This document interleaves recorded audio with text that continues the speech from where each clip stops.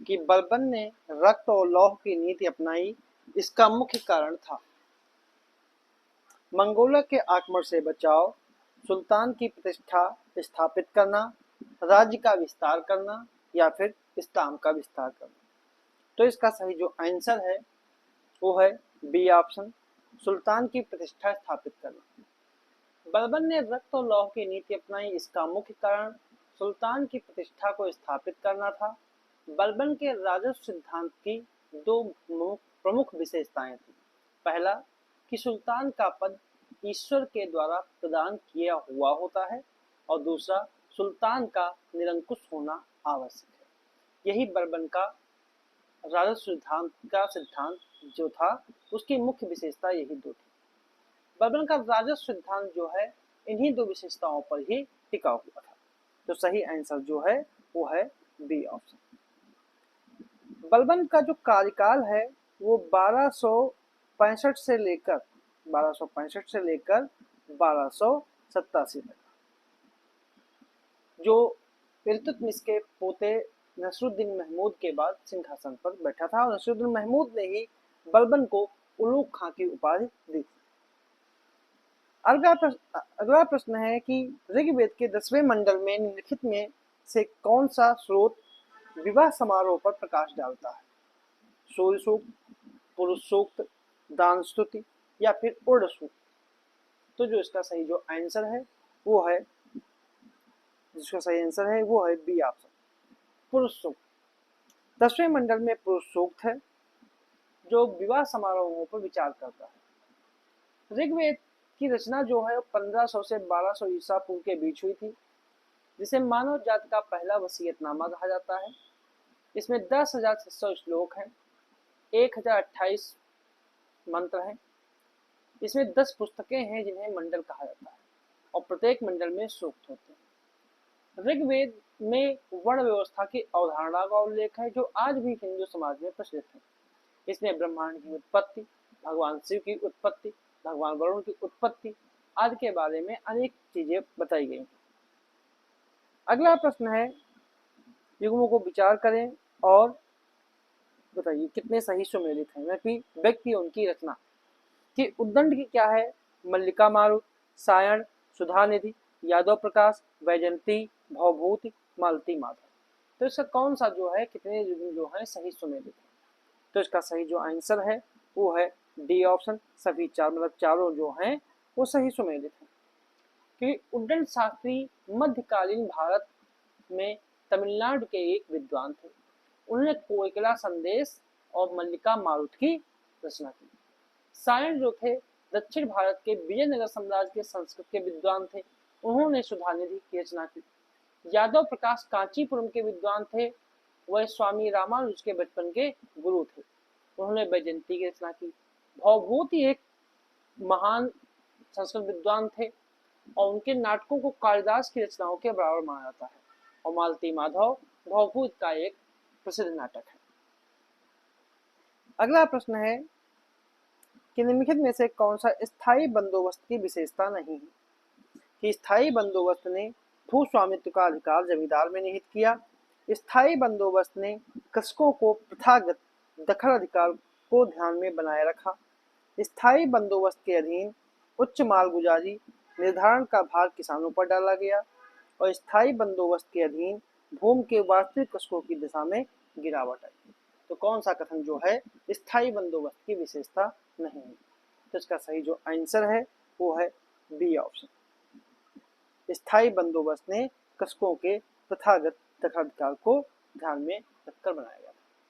स्थायी बंदोबस्त की अगर बात करें तो इसे 1773 में ईस्ट इंडिया कंपनी ने भू राजस्व का सीधे प्रबंधन करने का फैसला किया और वारेन हेस्टिंग्स ने सबसे अधिक बोली लगाने वाले को राजस्व एकत्र करने का अधिकार नीलाम कर दिया, लेकिन उसका प्रयोग सफल नहीं हुआ। जमींदारों और अन्य सट्टेबाजों के द्वारा एक दूसरे के खिलाफ बोली लगाकर भूमि राजस्व की राशि को काफी बढ़ा दिया गया, लेकिन वास्तविक संग्रह साल दर साल अलग होता था और शायद ही कभी आधिकारिक अपेक्षाओं के अनुरूप होता था। स्थायी बंदोबस्त की कुछ विशेषताएं थी कि जमींदारों को भूमि के मालिक के रूप में मान्यता दी गई। उन्हें उनके अधीन भूमि के उत्तराधिकार के वंशानुगत अधिकार भी दिया गया। इसलिए पहला विकल्प जो है वो सही था। जमींदारों का स्वामित्व तब तक रहेगा जब तक वह एक निश्चित तिथि पर सरकार को निश्चित राजस्व का भुगतान करते हैं। यदि वे भुगतान करने में विफल रहते हैं तो उनके अधिकार समाप्त हो जाएंगे और भूमि को नीलाम कर दिया जाएगा। जमींदारों के द्वारा भुगतान की जाने वाली राशि तय थी। यह सहमत हुई थी कि भविष्य में इसमें वृद्धि नहीं होगी, यानी स्थायी होगी, और तय राशि सरकार के राजस्व को 10/11 हिस्सा थी और 1/10 हिस्सा जमींदार के लिए था। इसीलिए 3 और 4 जो विकल्प जो है वो सही है और केवल दूसरा कथन जो है वो सही है, क्योंकि स्थायी बंदोबस्त में किसानों के अधिकार पर कोई ध्यान नहीं दिया गया, इसलिए इसका बी ऑप्शन जो है सही है। अगला प्रश्न है, निम्नलिखित घटनाओं पर विचार कीजिए और उनको सही क्रम में सजाइए। पहला है रामकृष्ण मिशन की स्थापना, आर्य समाज की स्थापना, ब्रह्म समाज की स्थापना और परमहंस मंडली की स्थापना।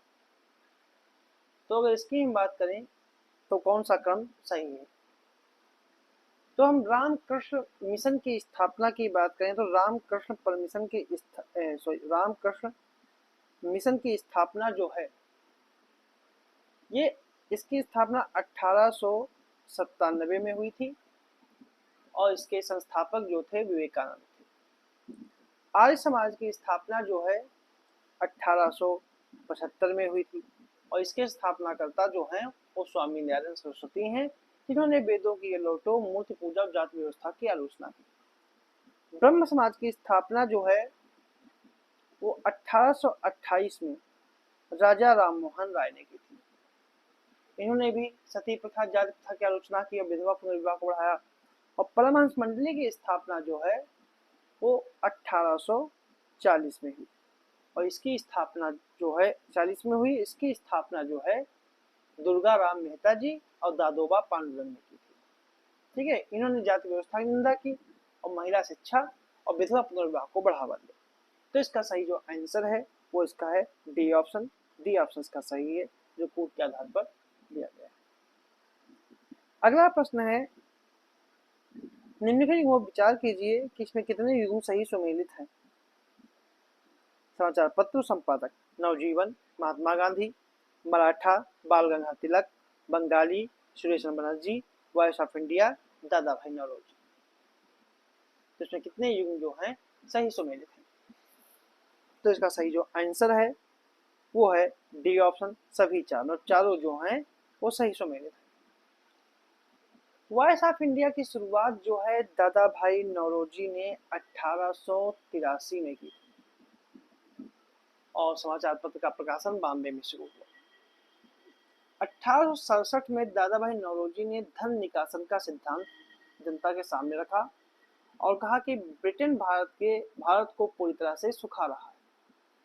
महात्मा गांधी ने नवजीवन समाचार पत्र का स्थापना की और इसे एसोसिएटेड जर्नल्स लिमिटेड के द्वारा प्रकाशित किया गया। 1 नवंबर 1947 को नवजीवन दैनिक का प्रकाशन शुरू हुआ। ठीक है, बाल गंगाधर तिलक अपने 2 अखबार मराठी में केसरी और अंग्रेजी में मराठा समाचार पत्र चलाते थे। बंगाली जो थी कलकत्ता ब्रिटिश भारत में स्थित अंग्रेजी भाषा का अखबार था और बंगाली की स्थापना गिरीश चंद्र घोष ने की थी एक अंग्रेजी भाषा के अखबार में और सुरेंद्र बनर्जी जो थे इसके प्रमुख संपादक थे। तो सही आंसर जो है वो इसका डी ऑप्शन है। अगला प्रश्न है, निम्नलिखित युग्मों पर विचार कीजिए कि कितने युग्म सही सुमेलित हैं। इसमें वारेन हेस्टिंग्स, द्वैध प्रणाली का अंत, लॉर्ड कॉर्नवालिस, बंगाल में स्थायी बंदोबस्त, सर जॉन शोर, हस्तक्षेप की नीति, लॉर्ड वेलेजली, सहायक संधि प्रणाली। तो इनमें कौन से कथन जो है वो सही है? कितने युग्म जो है सही सुमेलित हैं? तो इसका सही जो आंसर है वो है डी ऑप्शन कि इसके चारों युग्म जो हैं वो सही सुमेलित हैं। अगला प्रश्न है, निम्नलिखित कथनों पर विचार करें कि नागालैंड, मिजोरम, मणिपुर, असम इनमें से कितने राज्य म्यांमार के साथ सीमा साझा करते हैं? केवल 1, केवल 2, केवल 3 या सभी 4? तो जो इसका सही जो आंसर है वो है सी ऑप्शन, केवल 3। ठीक है, इसमें आपका मिजोरम, मणिपुर और नागालैंड जो है वो म्यांमार के साथ सीमा साझा करता है।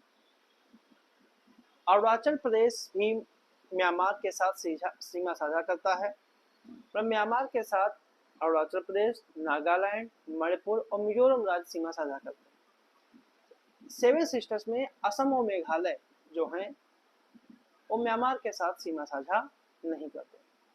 ठीक है, अगला प्रश्न है, अस्मिता परियोजना के संबंध में विचार करिए कि इसे महिला एवं बाल विकास मंत्रालय ने शुरू किया था और इसमें महिलाओं को अपने वित्त के बेहतर प्रबंधन करने में मदद करने के लिए वित्तीय साक्षरता का एक घटक शामिल है। तो इनमें कौन सा कथन सही है? केवल एक, केवल दो, दोनों या फिर दोनों? तो जो इसका सही जो आंसर है वो है डी ऑप्शन, ना तो एक ना ही दो।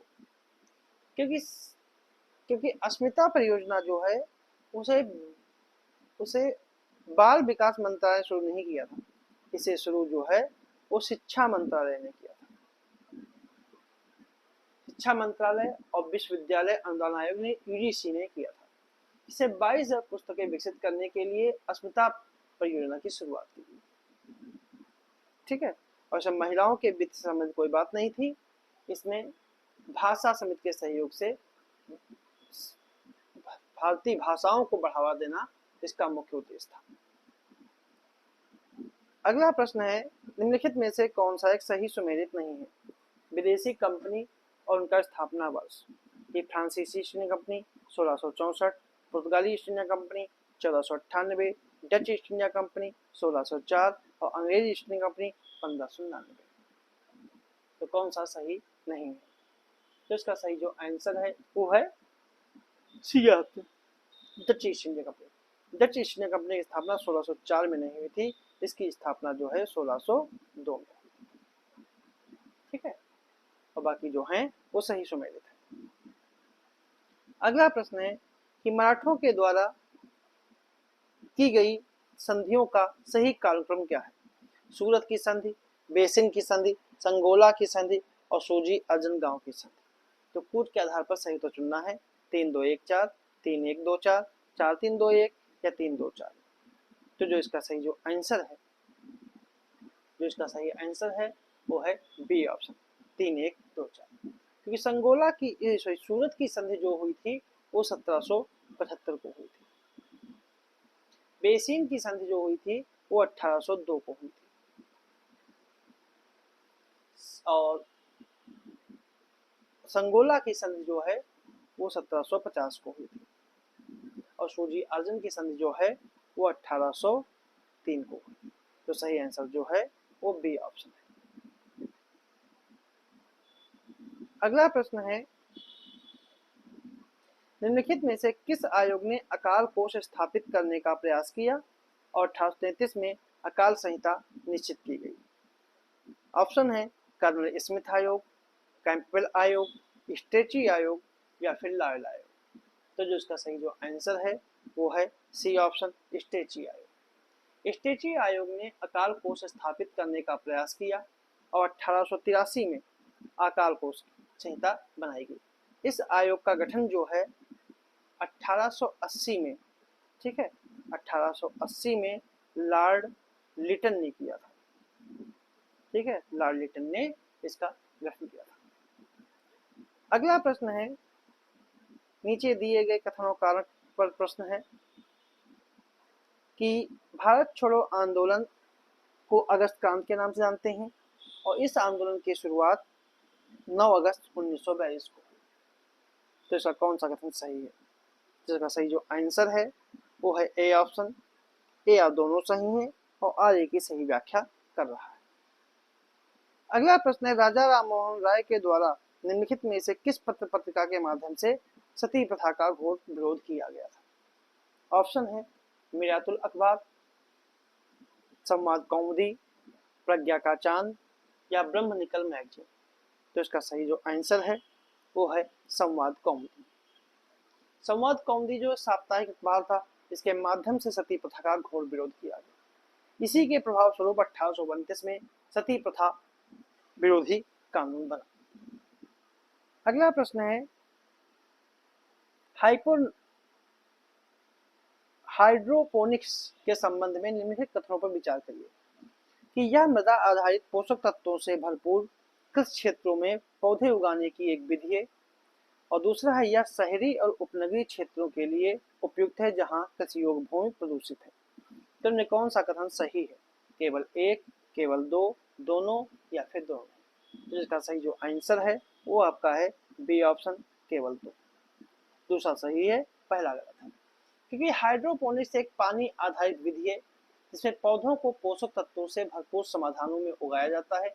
इस प्रक्रिया में पौधों की जड़ प्रणाली को fertile clay plates, peat moss या वर्मी क्यूलाइट जैसे अक्रिय माध्यमों द्वारा सहारा दिया जाता है।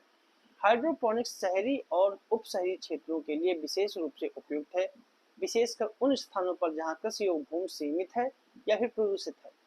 यह नियंत्रित वातावरण जैसे ग्रीन हाउस या इंडोर सेटअप में फसलों की खेती को संभव बनाता है, जिससे उपजाऊ मिट्टी की आवश्यकता के बिना खाद्य उत्पादन किया जा सकता है। इसलिए यह सही है कि हाइड्रोपोनिक्स ऐसी जगहों पर विकसित हो सकता है जहां पर भूमि सीमित या दूषित हो। तो इसलिए पहला गलत है, दूसरा कथन जो सही है, सही आंसर जो है वो बी ऑप्शन। तो ये थे हमारे आज के कुछ प्रश्न।